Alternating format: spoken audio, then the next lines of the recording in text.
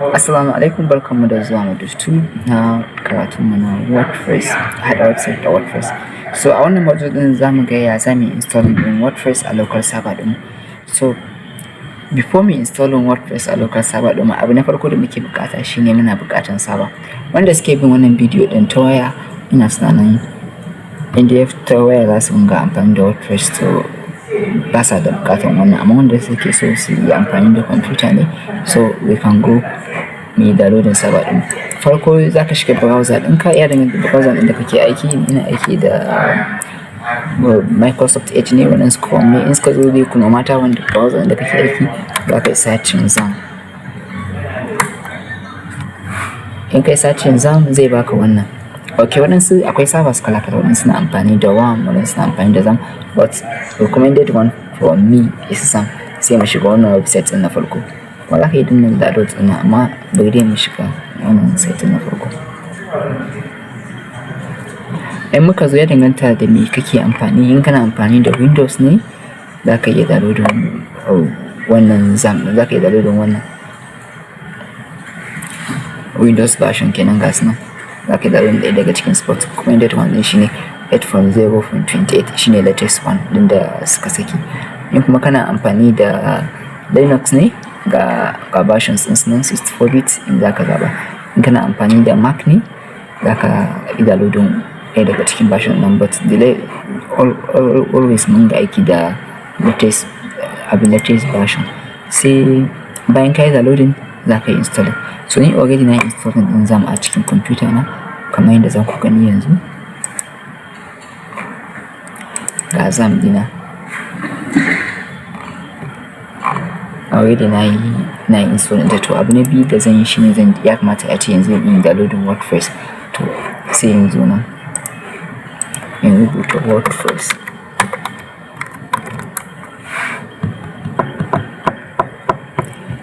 To shi ma ga nan download, zan yi shiga download ɗin nan, download wordpress.org. in ka koya ne, in ka zo wordpress.org/download, zan yi providing link ɗin a comment section. Okay, za ka ga for anyone comfortable getting there on hosting, download WordPress 6.3. 6.3 shine latest version ɗin WordPress.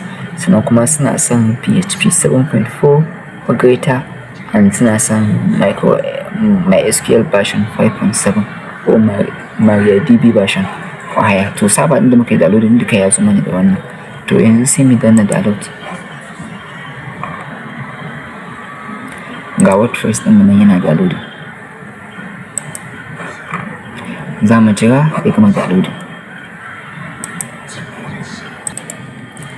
Finally, kamar yadda kuke gani, WordPress ɗinmu ya gama downloading. So yanzu za mu je mu buɗe shi.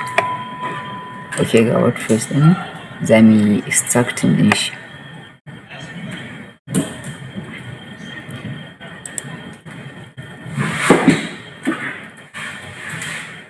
Yes, yana extract.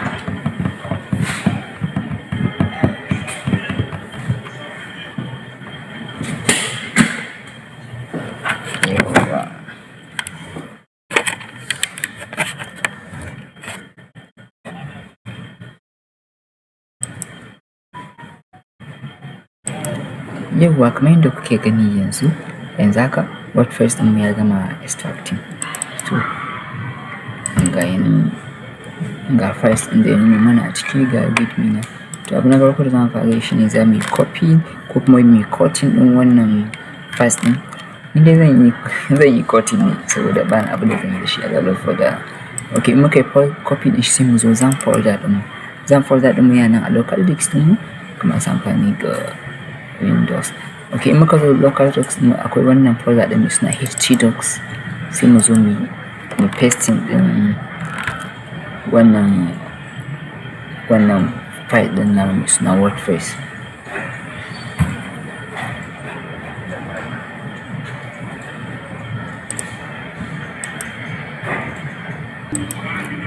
Okay, WordPress ɗin ya gama installing. Yanzu abu na farko ya kamata a ce mun kunna server ɗin mu.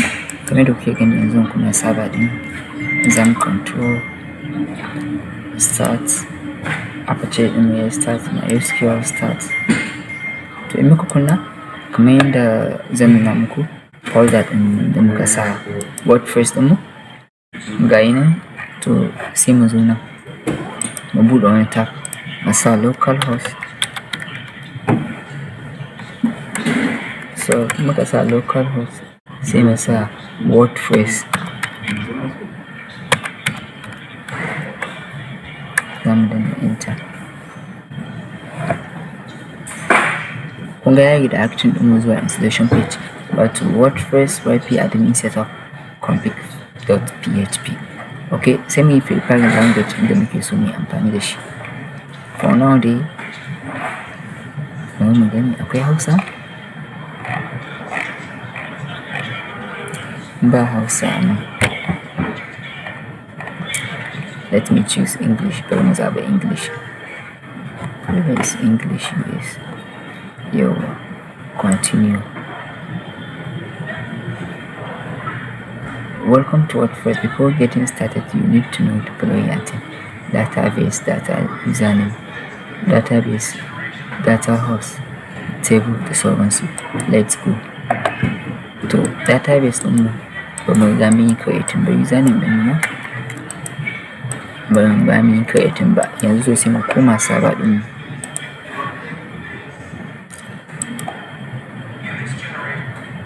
Sai mu shiga, kun ga inda na danna ko under SQL sai na danna admin. Ga nan yayi redirecting ina zuwa ga PHP admin. Okay, sai in yi new. Za ka iya sa kowane kalan sunan da kake so, but for me zan sa WordPress. Sai in danna create.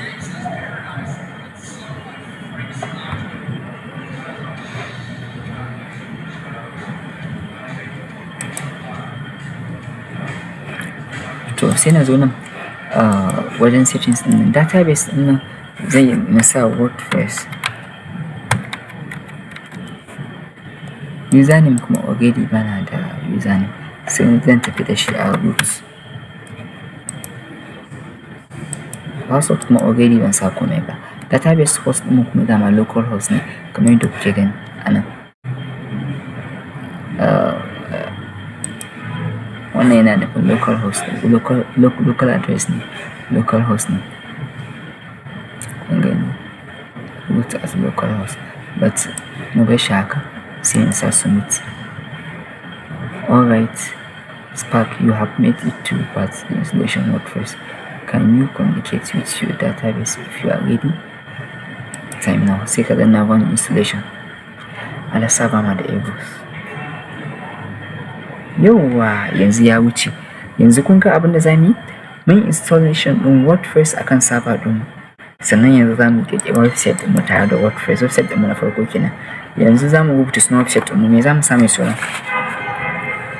Ajin koyon WordPress.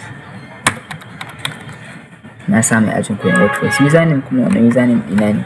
Zan sa admin. Password kuma kun gan shi recommended password. Mostly ina using irin waɗannan password ɗin. But tun da wannan na koyo ne, bari na sa password ina shi ma admin. Kaga ya samu very weak. Gaskiya zan dawo da password ina. Ko kuma bari in sa admin at mini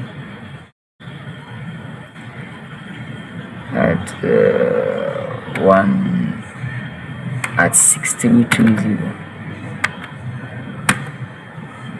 Sai in ƙara at. Okay, bari mai da capital letter A ɗina. Bari mai da A ɗina capital letter. Still weak. To bari in ƙara hash. Na tsanin ba zan manta da wannan ba, admin at 6320 hash. Okay, sai email address ɗina.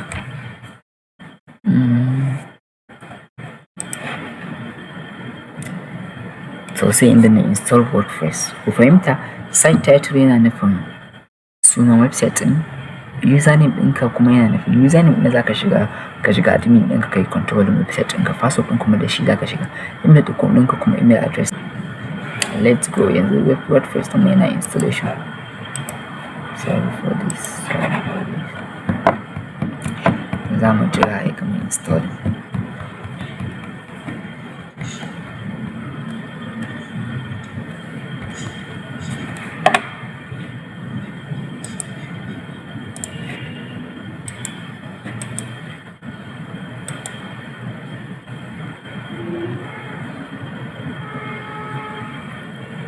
Okay, yes. To kun ga password din ga abin da ya nuna mana success, yayin installation successfully. Sai mu danna to kun ga already ina amfani da Microsoft Edge ne, ya riga ya min saving din password ɗina. Zan danna login ne kawai. For the first time ever za mu ga ya WordPress take. Dashboard. To kun ga min installation din WordPress din akan local server din, ba tare da mun sai domain ba tare da mun sai hosting ba. Yanzu muna aiki a local server ne. Za mu yi designing website mu, za mu yi komai da wannan. Ga WordPress din kuma latest version 6.3 kenan for now. Well, for this date da muke aiki da wannan WordPress din shine update. To kun ga ajin koyon WordPress sunan website din kenan. Wannan kuma yana nuna alamar message ko something like that, sai amma anan yana nufin comments ne. New kuma za ku ga new post, new media, new page, user. To yanzu zan muku bayani akan waɗannan abubuwan da kuke gani. Na farko in muka yi shigo dashboard ɗin na WordPress, za mu ga wannan nan yana nuna hello admin, how do you admin. Za mu iya shiga mu editing profile ɗinmu, mu canza suna kamar yadda zan shiga yanzu. Za mu iya komawa dark mode, za mu iya canza color ɗin da muke so, but I prefer this one. Sannan waɗannan duka ina barin su haka. Site default settings abin nan ina kenan. Language inda nake amfani da shi kamar wanda na installing kenan. Sai first name ina zan iya sawa. Website ina ga yana http localhost/wordpress. Muka installing a normal server ɗin, za ku ga yanda yake ba haka bane. Za ku gan shi a http maybe /alasansadiq.com ko something like that. Biography idan ba sai na saba. Profile picture zan iya barin shi ba sai na saba. Sai set a new password in zan yi updating password ina. Waɗannan duk ba dole bane na yi updating. To zan dawo dashboard. Okay, mostly ina installation WordPress ba na son irin ganin waɗannan abubuwan da ke cikin screen, so ina yin haka. Screen option ina cire su, but yes, ba dole bane za ka iya barin shi a wanka kan, saboda na fi son in ga komai very clean.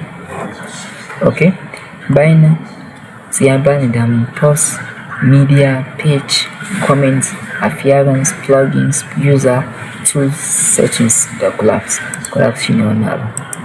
And then collapse din wannan navigation din. To kun ga yanda tsarin WordPress yake. Sannan in na danna nan visit website zai nuna min wannan asalin website ne, saboda nan admin dashboard ne, ni kadai zan, ni a matsayina na admin ni ne kadai zan iya gani. Okay, let me see me wannan kalan website ne muke da shi. Wow, kun ga sunan website din ajin koyon WordPress, mind blow a blog about philosophy. So duka waɗannan abubuwan za mu canza shi, sannan za mu create website mai kyau. Okay, bari na dawo dashboard din. Farko zan iya shiga bayan na installation WordPress, ina cire wannan posting din na hello world. Mostly programmers ko waɗansu abubuwa in za su yi abu suna farawa ne da hello world. So anan zan yi moving din shi trash.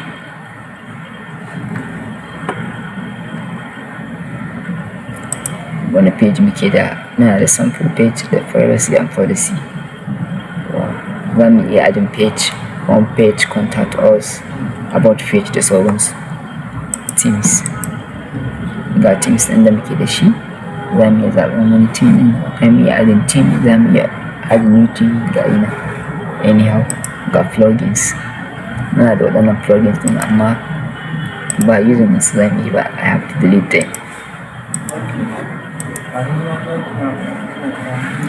Ga users inda za mu ga users ɗin mu, kun gani kaɗai ne ba kowa. Ga tools ɗin mu muka shiga akwai import, export, settings da sauransu. ga settings. So first thing, bayan mun shigo duk kuna bin step da nake bi, mun zo settings akwai tagline, ma'ana irin taken website din, kamar subtopic din website din, ajin koyon WordPress. Me ya kamata mu sa a take? Mu sa koyi da kanka. Ga website link din, anyone can register. In website ɗinka ka san mutane da yawa za su iya register, to za ka iya barin shi anyone can register. In new user ya zo za ka bar shi a subscriber, saboda wannan suna mistake. In suka bar user ɗinka admin a administration, to duk wanda ya register zai zo admin ɗinka zai ma website ɗinka abin da ya ga dama. In ka bar shi a auto zai zama yana iya posting abubuwa, editor ma yana iya posting abubuwa, contributor ma haka. To it better ka bar shi a subscriber. Date format kuma ni mostly ina barin wannan date ne, date, month, year ya fi mu. Sai time kuma ina barin shi akan nan. Okay, na gama da general settings, zan yi week start on Monday. In ba Monday ɗin kake starting ba, za ka yi canza. Wannan za ku bar shi haka for now. See discussion, shi ma za mu bar shi haka for now. Media za mu bar shi haka. Sai wannan yana da important sosai, farmer links ɗin nan. Abu na farko da za ka yi fara mai da shi, ka mai da shi first name. Shi ne zai zo maka link ɗinka ba zai yi tsawo ba, kuma zai zo maka, shi zai tafi maka da shi a tsari. Sai kai save. Duk wani seti da ya kamata a ce mun yi a WordPress ɗinmu mun yi. Abin da ya kamata yanzu kuma ƙara zuwa website ɗin mu gani. Kun ga da akwai hello world ɗin, amma yanzu na cire shi. Abin da ya kamata yanzu a ce mun yi shi ne, ya kamata mu installing theme da plugins, mu zaɓi ma theme ne za mu yi amfani da shi, sannan kuma wani kalan website za mu yi. To a aji na gaba za mu gabatar da wannan. Thank you.